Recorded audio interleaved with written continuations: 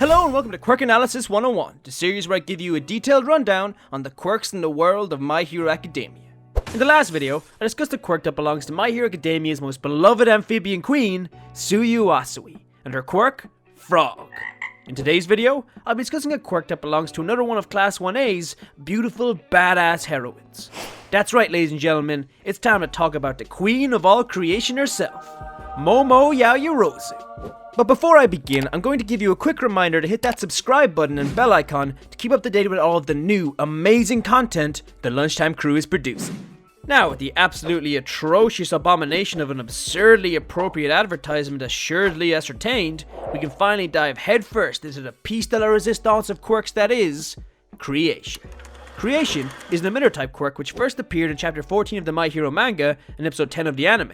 This quirk grants its user the ability to manifest any non-living object from any part of their body. The quirk does this by breaking down fat at a molecular level inside the user's body, which then can be reused as material to shape into objects. So this means that while in the series Momo Yaoyorozu looks like this, she should in reality look more along the lines of fat gum if you want to use her quirk's full potential. As for what objects this quirk allows its user to create, well, it can create virtually anything. It can create swords, shields, mannequins, blankets, clothes, goggles, cannons, water balls, matryoshka dolls, you name it. To create an object, all the user has to do is understand the atomic configuration of said object in order to reproduce it. Fun fact, this quirk was originally going to belong to a pro hero, but Kohei Horikoshi, God himself, thought that the quirk was overpowered, and that it would be far more interesting to put it into the hands of an inexperienced character. Now on to the quirk's abilities. Well, when it comes to the creation quirk, it's kinda self-explanatory. It creates. But what's special about the creation quirk is that it creates the objects with whatever materials you imagine, meaning that this quirk allows its user to create unique objects out of unusual materials. An example of this ability can be seen when Momo recreates Aizawa's famous attacking scarf floating thing. What the hell is this? It's never explained, is it? Like, it just floats. Like, that's not his quirk. Anyway, she replaces material in the molecular structure with a nitinol alloy, a shape memory metal, entirely changing the purpose of the weapon. There is also the ability to build creations within creations, like a stun grenade hidden inside of a matryoshka doll. When it comes to versatility, this quirk is unparalleled. Enemies at a distance, make long-range weapons. Enemies too close, make short-range weapons. Need traps? Make them. Too hot? Make a cooler. Too cold? Make a heater. Got a problem? Literally, make the solution. There's absolutely no limit on what this quirk can make. So no matter what situation you're in, you can always make something to help.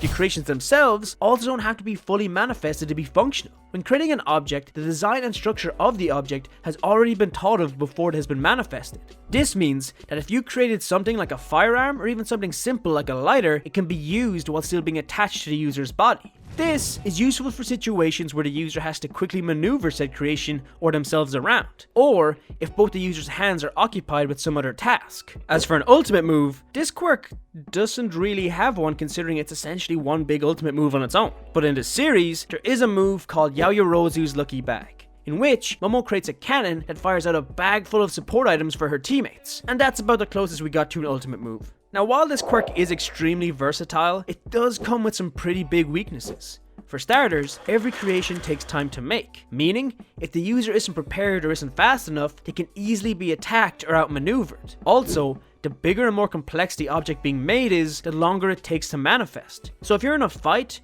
you probably wouldn't have time to make anything extremely useful. There's also the user's fat supply. This quirk runs off the fat lipids in the user's body. Each creation uses up some of the fat. The bigger the creation, the more fat consumed. This puts a limit onto what exactly the user can create. If you make something big like a cannon, you wouldn't be able to create anything else that big until you built up more fat. On top of this, our bodies naturally run off the energy provided to us by our fat lipids. If all our fat is used up, our bodies can become weak and unable to function. So overuse of this quirk can be extremely dangerous, especially if the user has no one to back them up. Then we have what I believe to be the quirk's greatest weakness, actually having the knowledge to create anything. You see, creating an object with this quirk isn't as simple as think about it, poof, it's there.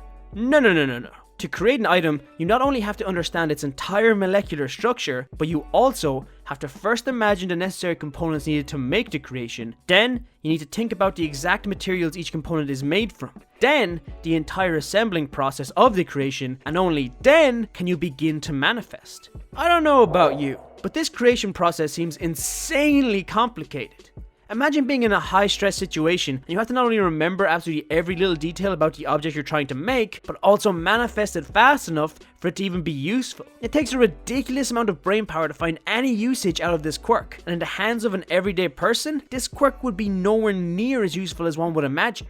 But with saying all of this, the creation quirk does have some serious potential. When you think about what it could do, you probably think of what cool device the user can create, like a weapon or a suit of armor. And yes, while being capable of making a suit of armor that perfectly protects and fits your entire body in practically an instant would be amazing, don't be afraid to dream a little bigger, my darling. You see, this quirk can not only create items, but it has the potential to become other quirks. Mina's acid, Ida's engines, Midnight's sleeping gas, Kirishima's hardening, Minetta's balls, and even Bakugo's explosions. These are all quirks that Momo could have. Think about it. All she would have to do is learn the molecular structure of each quirk, and then she could create them herself. Most could just be identical copies. All she would have to do is produce the material they create, and then boom, she has their quirk. This is groundbreaking, as it essentially makes the quirk creation one of the most powerful abilities in the entire series. When you realize this, it's no wonder Kohei Horikoshi taught the quirk to be overpowered. And that's everything you need to know about the quirk creation. This quirk has without a doubt the greatest potential I've seen out of any quirk in the entire series, and it arguably makes Momo, if not the strongest, then the most versatile character in My Hero Academia. But let me know what you think. Would you like to have the creation quirk? And what quirk would you like me to go into detail next? Let me know in the comments below. Thank you so much for watching, and I'll see you in the next video. Plus Ultra.